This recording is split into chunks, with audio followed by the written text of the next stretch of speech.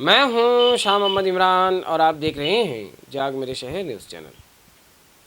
मालेगांव शहर के संगमेश्वर में काकूबाई के बाग इलाके में 3 फरवरी को सुबह 9 बजे के आसपास श्री नेमी राजोल मेडिकल स्टोर में आग लग गई, जिसमें जोशांदा बनाने की जड़ी बूटियां जलकर खाक हो गई, जिनकी अंदाजन कीमत 1 से 1.5 लाख रुपये बताई जा रही है।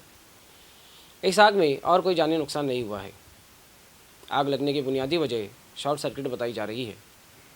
मेडिकल स्टोर के ऊपर बिल्डिंग का काम जारी था और वहां वेल्डिंग वर्क हो रहा था, जिसके सबब स्पार्किंग हुई और जड़ी बूटियों में आग लग गई।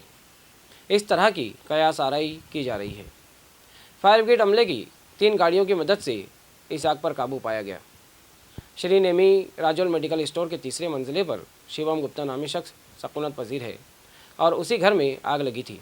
इस घर में आयुर्वेदिक जोशांदा बनाने के लिए जड़ी बूटियाँ रखी हुई थी और इसी जड़ी बूटी में आग लगने से आग ने खतरनाक शक्ल इख्तियार कर ली थी। फायर ब्रिगेड अमला हादसे पर बरवक्त पहुंचने से एक बड़ा हादसा रनुमा होने से टल गया है।